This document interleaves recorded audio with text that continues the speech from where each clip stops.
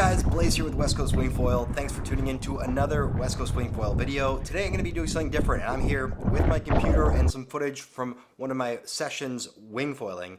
And what I wanted to do is walk through the full session with you guys and provide some pro tips and things that I wish I knew when I was starting out wing foiling, and also just give you guys a sense of what you can expect when you go out for a session. Now, the session that I'm going to be showing you guys is one that I took probably after 2.5 years of riding, so I can ride, I can jibe, and I can get going. But I wanted to do that instead of showing you guys a session that was a bit older, because I think that'll give you more context and what you can work towards, and what you can expect once you're able to do all those things and have a nice flowing session, connecting jibes, not falling too much. But there's still some good falls in here as well, so I can also share with you some of the things that happened to create those falls and some of the things that I was doing wrong, or some of the things that I learned to not do wrong so I could have better sessions and improve my whole wing foil riding experience. Okay, so I want to jump into this session with you guys and break it all down for you to extract all the tips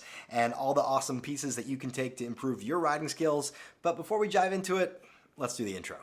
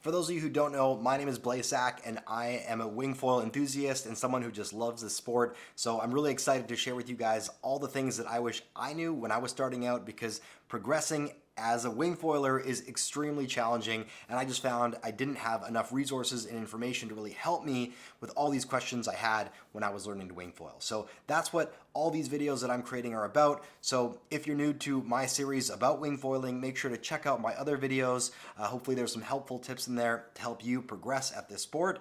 And without further ado, I want to get into this latest session and walk you guys through what a session looks like when you go wing foiling, and provide as many tips as I can for the things that I learned and found extremely helpful along the way. So let's dive into the session.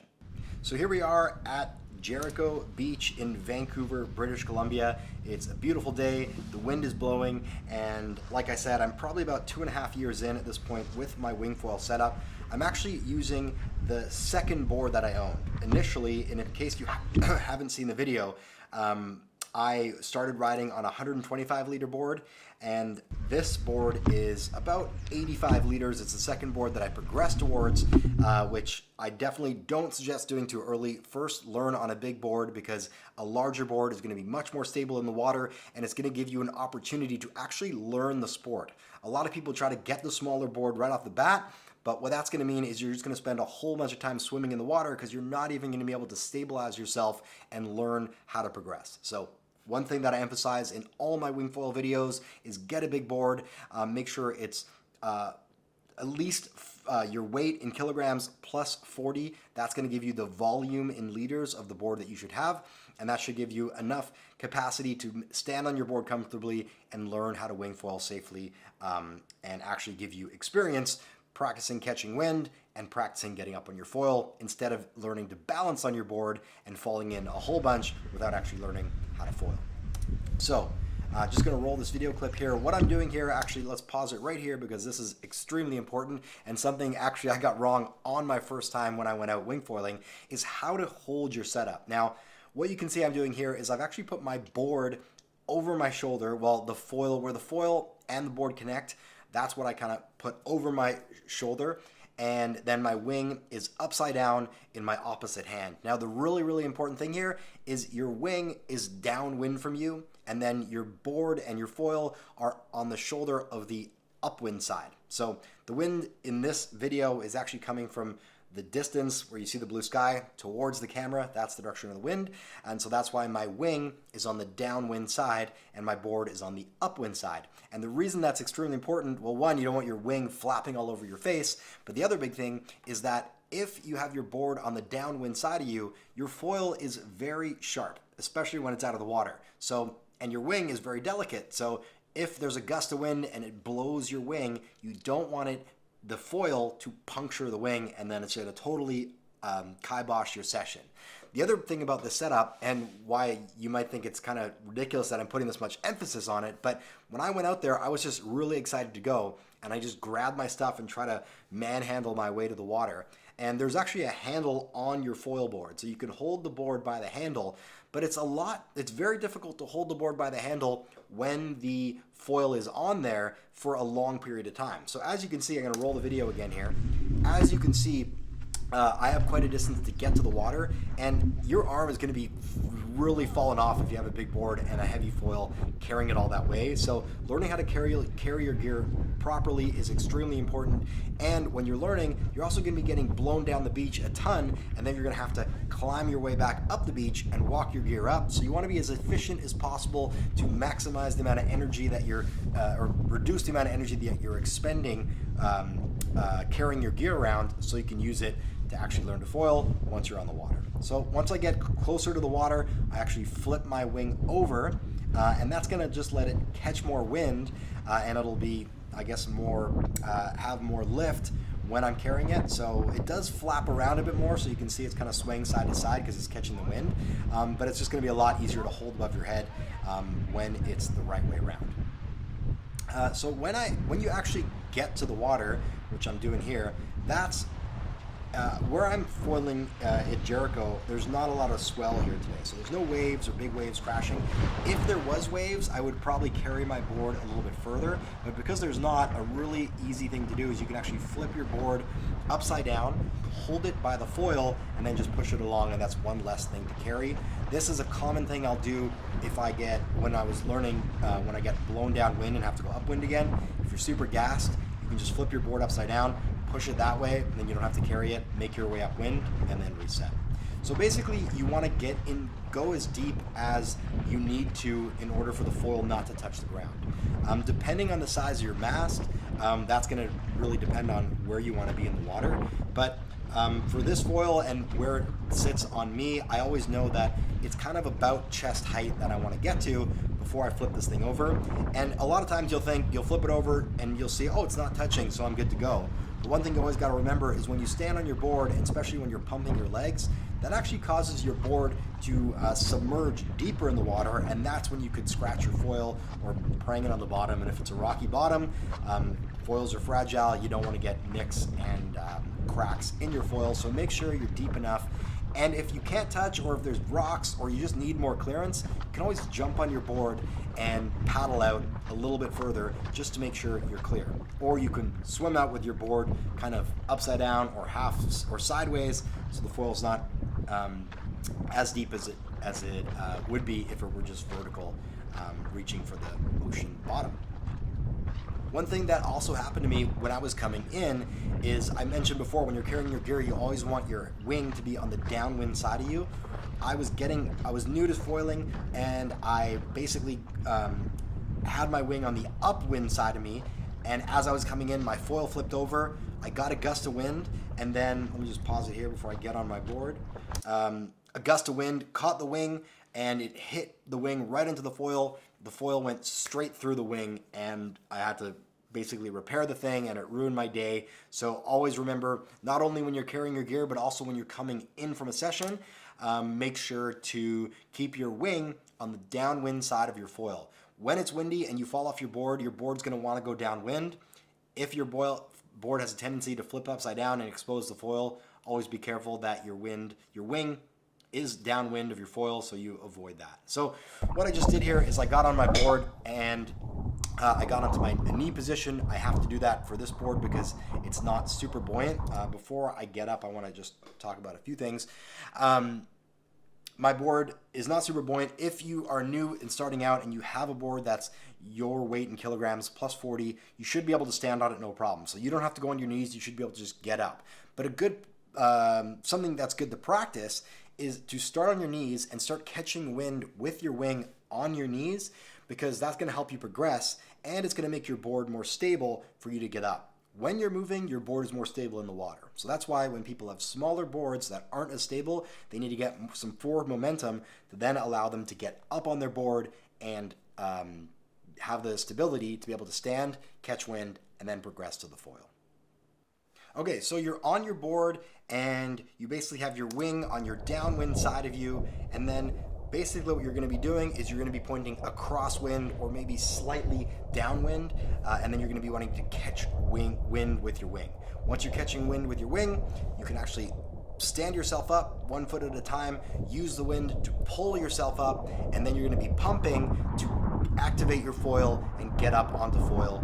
You also can be pumping your hand wing and pumping your legs to help you get onto foil, and then you're going to be flying through the air just like this. Now, if you want a detailed guide on how to get up on foil, I do break down a lot more detail on how to pump properly, how to activate your wing, and some tricks to get you up, especially in light wind conditions. So make sure to check that video out specifically on how to get up and how to get riding on your foil. But for the purposes of this video, I want to just walk you through the actual riding. Now, what I'm doing here is I'm cutting upwind. So if you can picture the wind window, you go 90 degrees across the wind, but what you want to do is actually angle slightly upwind so you can travel upwind and then have a lot of leeway when you want to come down again. So I'm traveling about 20-30 degrees upwind from that 90-degree wind window angle, and I'm keeping my weight balanced. I'm leaning slightly back to take the pressure off my back and my arms, and I'm just kind of leaning into the wind and letting the foil do the work.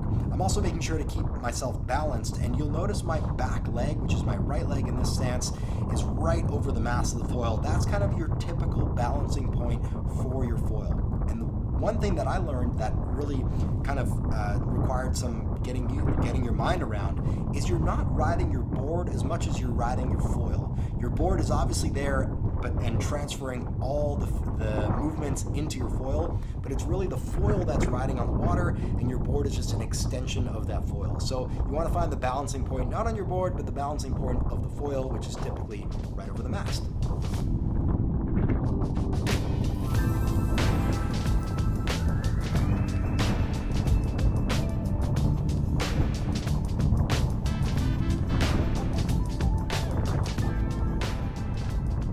Now here's some chop that I just went over, and if you hit any waves or you lose your balance, you always want to just bend your knees, brace it, and you might need to compensate for the swings of your foil. So if you're sinking in the water, you're gonna have to lean back to get yourself more lift, and if you're falling forward, the opposite. Now here comes a jibe. So what actually happens here is I failed. So this is a great time for me to kind of walk through why I failed and what I did wrong. So I'm gonna go back in the video. And one thing I first wanted to do at 6:31:15 is you can see I actually touched down here. So my board came down, hit the water, touched down, sprayed water everywhere. A good board's gonna have really good touchdown, so it's gonna allow you to just springboard back up and get riding. Now, everything looked good on the initiation of my jibe. I wasn't maybe as balanced as I'd like to be, and as you can see, right after I initiate my turn, I'm starting to change hands, keep my wing high above me, and try to maintain a level, try to be level on my foil when riding through the water. So I don't want my foil to sink. I don't want my foil to lift, to rise out of the water. I want it to remain level, and I want to keep my weight balanced. Now, the challenging part, if you haven't mastered the jibe yet, is not leaning too far over your toes or too far back over your heels. And the way you fall is really going to tell you what you did wrong. So when I roll this jibe, I actually started to fall forward and slightly to the toe edge. So what that tells me is I had too much weight on my toes, I wasn't leaning back enough, and I also was leaning too far forward as well. So that's why this kind of dive happened. Now I want to look at it one more time the jibe. Initiate, start changing the wing, and it actually looks like, did I breach a little bit there? Let's see here. So wow, that was a little deceiving. I didn't see it the first time. So wasn't leaning too forward, actually was leaning too far back, and as you can see, right as I start my turn, my foil actually breaches. So what that does is, you'll see it, I'm gonna pause it right when it comes out of the water, right there. The wingtip is out of the water and I'm losing all my lift. So that basically stalls the entire foil. And then as I'm completing my jibe, I just go face first into the water because I got stalled as I breached the wing of my foil, and that's just going to make me crash headfirst into the water. That's probably one of the most common mistakes you make when you're learning to foil, is you get too much lift and then your foil breaches the water, and that's just going to cause that typical face plant crash that you see so many people go through. I went through it a lot. It's going to happen to you. You just got to try to balance your weight more, not let your foil get to its maximum point. And that's also where it's really helpful to have a bigger mast, because if you have a bigger mast, you have more room to play with to kind of add more lift or lose the lift in your foil and on your mast. There's just more space to make those mistakes and then have time to compensate for them by, if you're getting too much lift, leaning forward to bring that foil back down in the water. So after I've crashed, I'm just resetting here. One thing to always remember is not try to rush your reset. Just take your time. You don't want to expend any extra energy than you need to. So staying relaxed is important. Getting back on your board, getting to that knee position, and then starting your pump to activate that foil both with your legs and your hands, and then you're back cruising on your board. Okay, so now I'm actually riding switch. So this is not my regular stance. I'm more comfortable with my left foot forward. Now I'm riding right foot forward. When you improve, you actually can go backside and ride with your strong foot forward, even when you're going in the opposite direction. But when you're learning, you want to get comfortable using both sides, and it's a little bit easier because your body's less torqued. So when I'm riding with my right foot forward, all the same stuff applies. You want to keep your weight balanced, back foot over your mast, as you can see I'm doing here. Lean back so you're not, there you can see I can do a nice little back arch, so I have a little less pressure off my hands on my back. Arms are straight. If you're bending your arms, it's just going to tire out your arms faster, because you're basically relying on your muscles to hold your wing instead of just extending your arms straight. And there's another fall. So what happened there is, well, let's take a look at it one more time. So I'm riding along, and I'm getting a little bit unbalanced. You can see the foil dips, and then it comes up. Do I breach? Watching that front wing, yep, there was a breach. So same thing, like I said, this is probably the most common fall, the reason that why you're gonna have a fall when you're learning to foil, and that's breaching that front wing. So I'm basically was a little unbalanced. I'm trying to compensate. I'm not really paying close attention. My mast is creeping out of the water, and then eventually my wingtip shoots out of the water, and as soon as that wingtip gets out of the water, you lose all your lift. It's going to swing forward, and that's when you're going to do your face plant. One thing that's really important, maybe one of the most important things to know when you're learning to wing foil, is when that happens to you, and trust me, it will happen to you. You don't want to try to save your fall. Whenever you fall wing foiling, doesn't matter how you fall. Once you're starting to fall, a lot of people try to save it, but it's important to just go with your fall. So I'm going to pause it here before I get back on. When you're falling, flow with the direction. So if you're falling forward, jump forward and get clearance from your board. The only way you're going to get really injured wing foiling is landing on your board or on your foil. So the best thing you can do if you're falling, go with the momentum of your fall, get clearance from your board and your foil. The water is soft, your hand wing is soft. You're not going to have a problem with those. But one thing you don't want to hit is your foil. So make sure, go in any direction you're falling, go with that direction. Hopefully it's downwind, and then your wing will get better clearance and not have any issues hitting your board or your foil. But the important thing is you get yourself away from your board and foil, lots of clearance. That's going to keep you safe. And obviously proper safety equipment also always recommended, because if you do have a crash, that's one thing that's important, that you protect yourself, especially when you're out in deep water. So let's roll this again. I'm back on my board. I'm starting to pump. First I'm getting comfortable. Here's the hand pump. You can see I'm pumping my hands in a nice circular motion. Then I activate the legs. I start lifting off the foil. And once you're up, the efficiency is just instantaneous, and you can just feel your board take off. The most incredible feeling in the world. really no other way to describe it than flying, and you're flying above the water. Just love it. And here I am, just ripping along. Again, my right leg is forward, so I'm slightly less comfortable. And when I'm less comfortable, I tend to ride further downwind, so I'm not leaning back and cutting upwind as much. I'm actually traveling a crosswind, but less aggressive attack angle than if I was on my strong foot. And you can see I almost lost it there. This foil almost stalls, but I managed to keep it together. And one really good trick, if you're losing it like that, is to just lean back, let your foil stall, and ride out the bumps. It's going to settle back down in the water. You can get comfortable again and continue on your way, which is exactly what I did.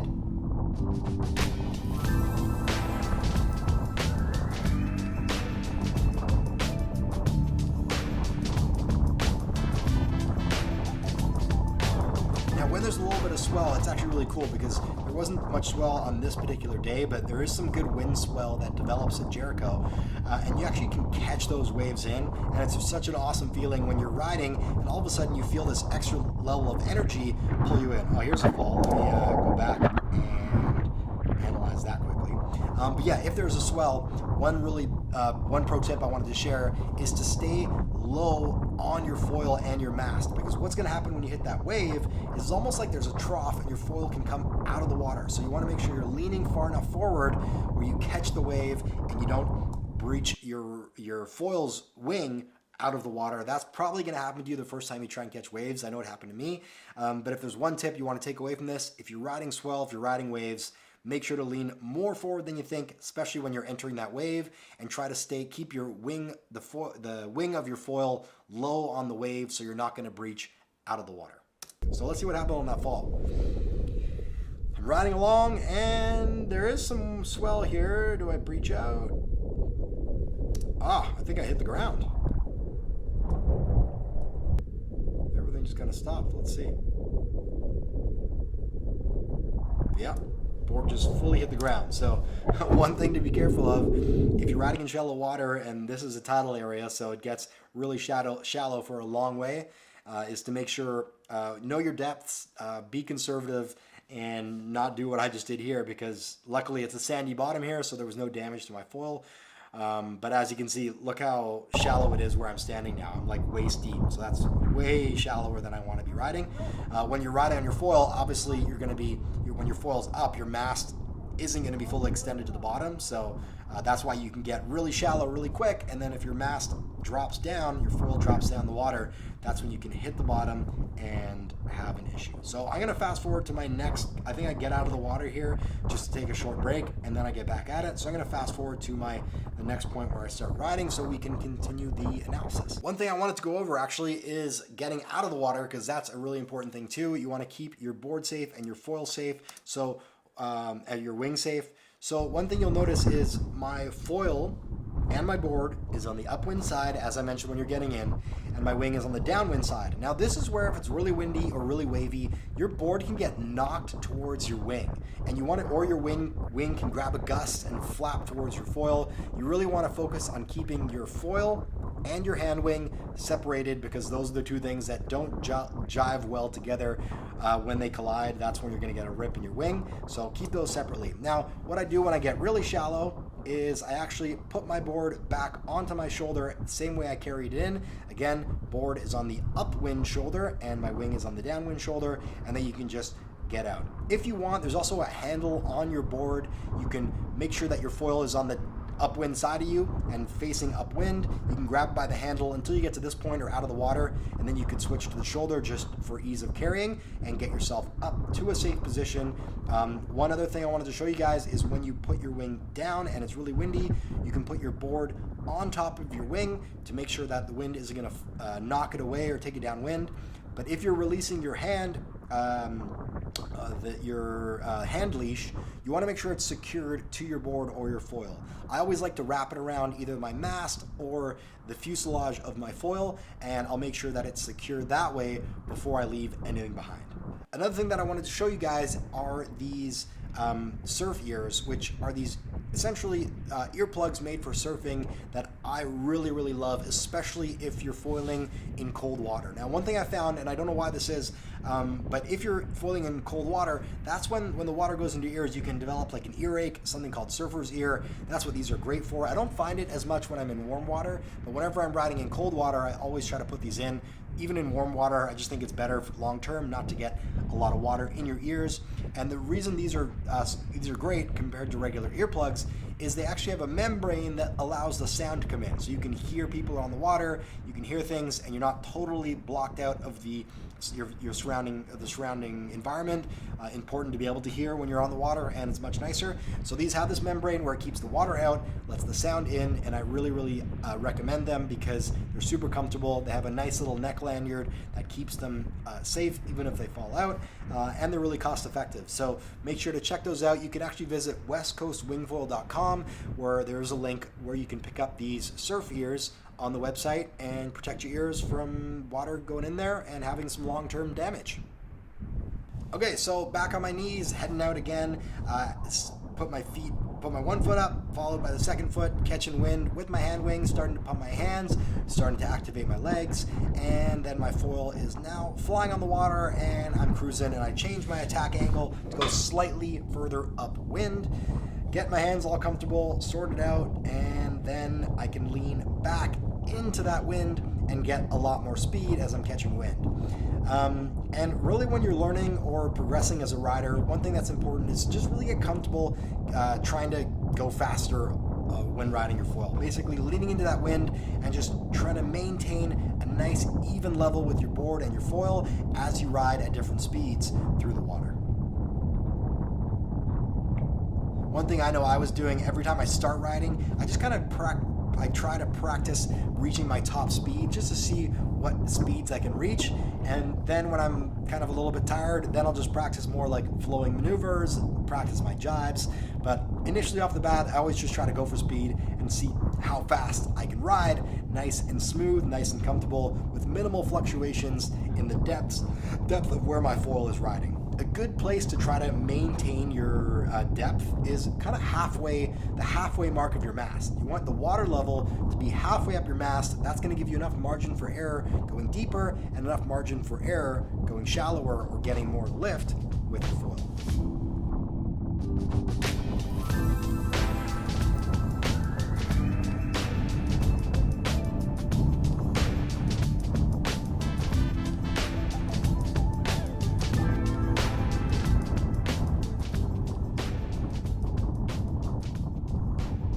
So one of the other things I wanted to mention is your wind conditions. Now, when you're progressing in the sport, the optimal wind conditions are probably in the 20 knot range, but it's really going to depend on your weight and your the location that you're riding in. You also want to make sure you're in a safe place where if you get blown downwind, it's not going to be, there's not like rocks, or you're going to be able to get out safely, return to shore. Always good to go with someone or a place where there's people that can see you, because if something goes wrong, you always want to have that lifeline to give you some help.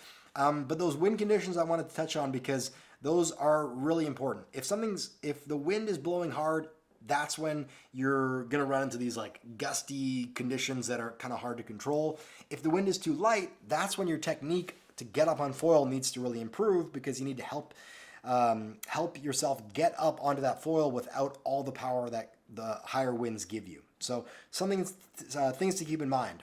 Also, something to keep in mind is that depending on the wind, people who are more advanced riders, they're going to have different wings in their quiver. Different wings for their hand, their sail, but also different wings for your foil. Higher winds, and if you're more skilled, you can have a smaller foil. That's going to give you a lot more speed. It's also going to be more agile. But a bigger wing for your foil is going to give you more lift, so a lot easier to get up in lighter winds. So I think I do a jibe here. Where's the jibe coming up? I wanted to go through a good jibe, show you guys what a good jibe looks like. And I think I'm setting up for one here. So what I like to do before I jibe is actually get an extra upwind cut, just to give me some additional space for my jibe and kind of this lag time that lets me set up my weight and foot position. So I'll cut a little bit upwind and then I start my turn. So when I start my jibe, I'm going to put my wing above my head. As you see, I cut a little bit upwind, get some speed, and then initiate my turn, release my hand, switch my hand, riding downwind, and complete my turn. Now, one thing that I want to mention before I pause the video for a second is when you're jibing, and if you're learning to jibe, you don't want to rush your turn. You can have all the time in the world to ride downwind and then complete your turn. So you're kind of going half the way there, riding downwind, make sure your weight distribution is comfortable, and then initiate that second phase to transfer your weight and complete your turn. If you try to rush that completion or that second half of your turn, that's where a lot of people fumble, get their weight distribution wrong, and fall in. So one way to really master your jibe is give yourself all the time in the world to ride downwind and then switch your weight over to transfer and complete your turn. So just go over this jibe one more time. So basically I initiate my turn, release my hand, start switching as I'm riding downwind, transfer my weight to my toe edge, which is the upwind side, and then ride comfortably with my same leg forward. Now, this is a really awkward position. You can see my body's extremely torqued, and that's why when you're learning, you really want to practice that foot switch. You can try to ride riding with that same leg forward. As you get better, you kind of figure out a way to be more comfortable. One tip, if you do want to ride with your strong leg forward, is to ride a little bit more downwind when you're riding on your toe side. There I do the foot switch. That was really, really clunky. I do have a video that I go into detail on how to do this properly, but really high level, one thing that I noticed with me when I was learning is there's two kind of thought mentalities on how to switch your feet. One of them is to just do a jump switch where you literally are riding in one position, do a really quick jump switch. The other is to do a step. So I think the step is the way to go. And what you can do is lean a little bit back, get more lift on your foil. Always step with your back foot to meet your front foot, and then put your front foot to your back foot to complete the switch. One thing to keep in mind is you can edge your feet closer to each other to kind of cheat the foot switch. So ride in that kind of toe edge position, slide your oh, there's another foot switch there. Let's talk about it in a second. I'll just pause it here. When you're doing your foot switch, shuffle your feet as close together as you can while still riding in that position, and that's just going to make your the need for switching your feet that much shorter, the distance to switch your feet that much shorter. So you shuffle your feet really close together, then you can step with your back foot to where your front foot is, and then put your front foot to where your back foot was, and then shuffle them apart to get a nice comfortable riding stance. Now, what I did here, I want to talk about this because I do a foot switch before I do a jibe to on the opposite side. Okay, so I do my foot switch here, where I kind of did, what did I do there? Let's see, did I do a jump switch? I kind of did like a shuffle switch. That was almost like an in-between version. So I wouldn't use that as your template. But then what I just did there is a really sharp turn jibe. And this is what I love doing when you get a bit better and you're mastering your jibes. I like doing the foot switch first okay, really gonna depend on what your strong foot forward is. But if you're like me, a regular stance, which means you're dominant in your left foot forward stance, what I like to do when is switch my feet so I'm riding on my toe side, which kind of is that torqued, uncomfortable feeling. What that's going to allow me to do is have my strong foot forward, and when I do my jibe to come back to my heel edge, now I'm in my regular stance. And what that allows you to do is have a much more aggressive, powerful jibe, because and that's my favorite way to jibe. Do my foot switch to my strong dominant stance, and then really power that heel edge jibe really strong to flip you around really quickly. It's super fun. Love doing it. And then you can see here, I'm really like exercising that lean back into the wind. My arms are straight to take the pressure off of my arms. It's going to give you a lot more riding time. You're going to find that your arm strength is probably one of your biggest limiting factors to staying out on the water. Your arms are going to get super tired, especially if you keep bending them and pumping your wing.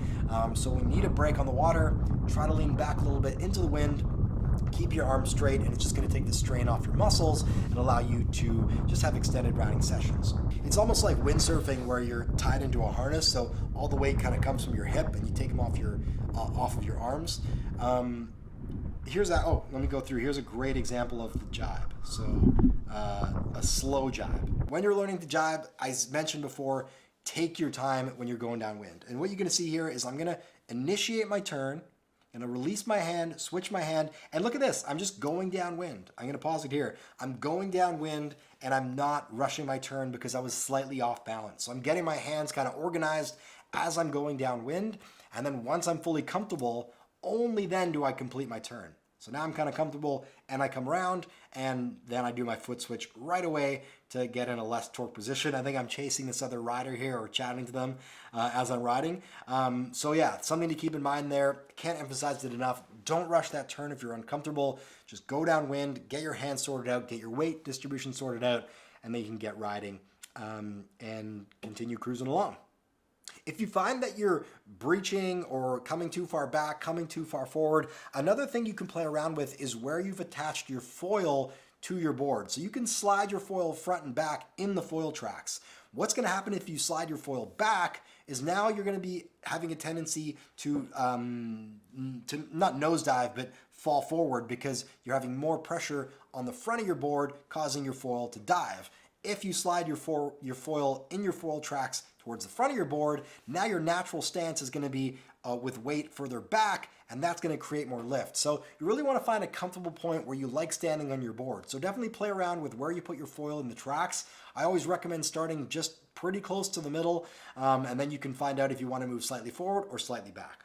Here's another awesome little jibe that I told you I love doing. I first switch my feet, and then I do a nice strong flip to get that jibe around.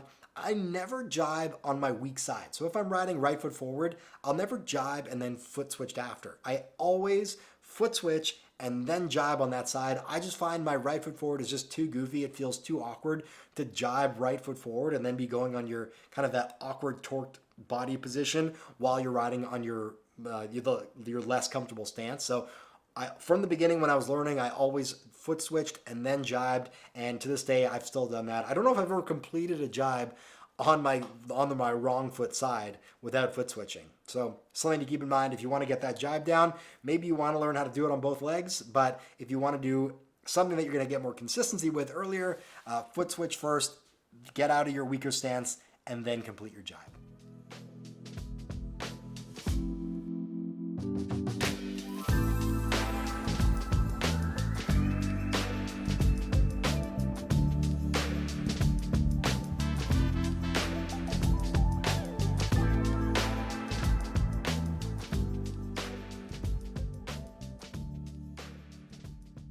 One other thing I wanted to show you guys, which I tried in this session, is jumping. Now, I haven't mastered jumping yet. Jumping can be extremely terrifying, but I did want to show you how to do it, even though I can't do it myself. What you're going to do is you're going to get some speed, as you can see I'm doing here, and then you're basically going to drop your foil down as low as you can, and then just lean back as much as you can, and that's going to pop you right out of the water. Now, I can do these little jumps. I can't land these little jumps, but it's super fun to just have that feeling of getting air. One thing to keep in mind is you're definitely going to want foot straps if you're trying jumps. One foot strap's probably enough, but maybe better to have two. Other thing I wanted to talk about with these jumps and with foot straps is foot straps can be really dangerous. I like to ride with one, but I definitely have had awkward falls where I'll fall the wrong way. And what can happen is your foot can actually get stuck in there, and that's what results in some serious knee or ankle injuries. I've had some close calls, so what I tend to do is leave my foot strap a little bit loose so I can have kind of an escape, emergency escape, pull my foot out at the last minute, or if I do kind of roll my ankle, there is some give that'll allow me to do that. One thing to definitely make sure of if you're riding with those foot straps. A lot of people recommend that if you're new or progressing at the sport is to not ride with any foot straps. The detriment to that is getting going and getting up on foil. If you have a foot strap, specifically a front foot strap, you're definitely going to have a much easier time pumping your board in lighter wind conditions. It just allows you to have that kind of suction and really get the up and down pull with that foot locked into that front position. I never ride with a back foot strap, more because I just want to be careful not to be completely locked in when I fall, and allows me to have a little bit extra leeway.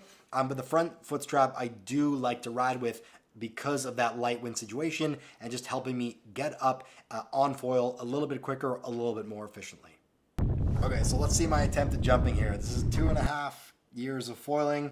I'm thinking about it. Here we go, I'm pumping, I'm getting the feeling of it, get some extra pump. and release. And my wing does come right out of the water, but there's no chance of landing it. How you want to land this is actually kind of a good learning piece for beginning and progressing riders. And if you stall your foil, this is something you're going to do a lot when you're learning. Basically, what stalling your foil is you're going too slow and it just loses all its lift.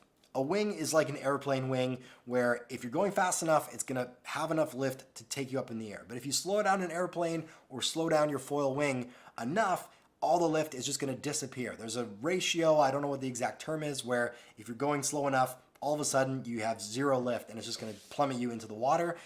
So what's going to happen if you lose all your lift or if you stall your foil, you just want to lean back. You have your board to fall back on. So a lot of people stall their foil and that's what causes them to slingshot forward. If you lean back and kind of ride out that stall, basically you're just going to be able to fall onto your board and continue with some of that momentum to get yourself back up by pumping your wing and pumping your legs. But also when you're jumping, that's kind of the technique you want to use to land these things. Basically, a jump is like a giant stall. You go out of the water, you lose all your momentum, and you're stalling your foil wing. So if you lean back, ride out, and try and land, cushion your fall with your legs, and just kind of use some of that momentum to get going again, you're going to be able to ride it out. So that's what the basics are with jumping, and the basics if you stall your wing. You basically lean back, ride out the stall, and then continue going with that momentum. A lot of people stall and then slingshot forward. That causes that big face plant. I've done that way too many times learning how to foil, and I'm sure you will too.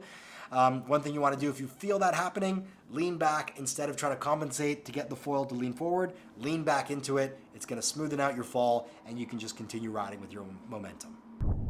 One other thing I wanted to touch on, actually, here's a good example of it, is passing people and riding in the water. When you're new, definitely be careful to pass when you're passing people or approaching people. This can be when you're coming head on at someone else, or if you're trying to pass them on the water or they're passing you.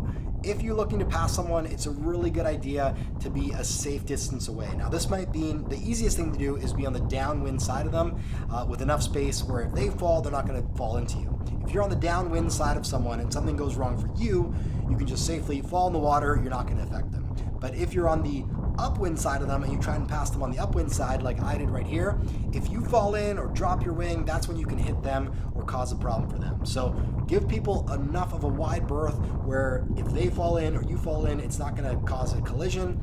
If you're going directly at someone, also make sure you're pointing super downwind or super upwind well in advance. A lot of times, especially with advanced riders, everyone's trying to get the upwind side. They're just cutting upwind. Make sure to give way to the other people riding, especially if you're not sure on who has the right of way.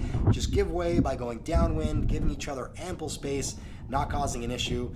You can always make it up and get upwind later.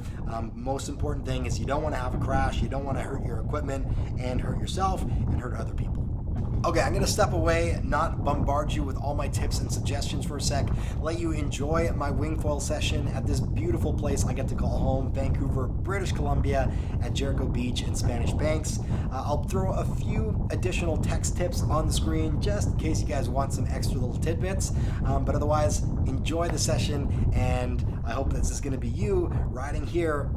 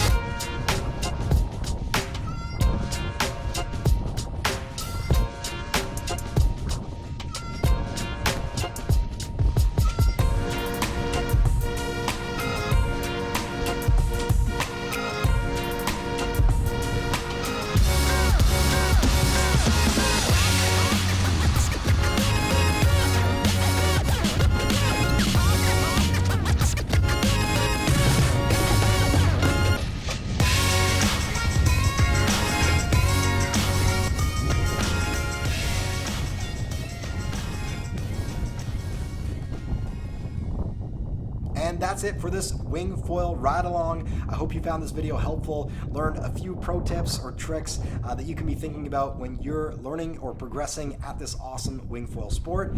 The real point of this whole video was for you to get a sense of what it's like to go out wing foiling once you've had some sessions under your belt and as you're learning to progress. A lot of things really take time to develop, so make sure to be patient with your learning curve. For me, I found it really frustrating once learning how to get up on foil in light wind and learning how to jibe, but once those skills click, it's amazing how you just take off. I find my learning progression kind of went in steps. I was struggling, didn't think I was progressing, and then all of a sudden I would activate these steps, like learn to jibe, be able to get up on my foil a lot better, and it was almost like off to the races. So really don't fret if your journey is taking longer than your peers or other people you hear about. There's no one right answer on how long it's going to take you to be able to get up on your foil, how long you're going to be able to ride goofy or switch, how long it's going to take you to jibe. It's just everyone goes at their own pace, and once you give yourself the right amount of time, the right amount of conditions to get yourself out and get yourself learning, you are going to be able to do all this stuff that you see people doing. One thing that I know is a huge variable in the sport of wing foiling is your wind conditions, which I think I did touch on. Depending on your wind conditions, it's going to either help or hinder your progression. So you always want to make sure to go out when it's windy enough where you're not going to be super frustrated and have a really hard time getting up, because if it's not windy enough, basically that means you got to rely on your skills to help you get up onto your foil. You can't just rely on the wind pulling you up with the power that it has. So make sure to go out in those right conditions. You also obviously don't want to go out when it's gusting wind, because that's going to be super difficult and a bit scary when you're learning. So find those optimal conditions for you to learn at. That's going to just help your progression a lot more efficiently. So my name's Blaise. Thanks again for tuning into this wing foil tutorial and ride along. I hope you guys found it helpful. Feel free to reach out on social media. You can find me at West Coast Wing Foil on Instagram. Definitely follow the YouTube channel where we break down all the tips and tricks to learn how to foil. Just follow us at youtube.com at West Coast Wing Foil for all the tutorials, the tips, and the breakdowns of all the little things that can help you get up, get riding, and be a better rider a lot faster, and find out all the things that I wish I knew when I was starting out. So thanks again for tuning in, guys, and looking forward to seeing you out on the water.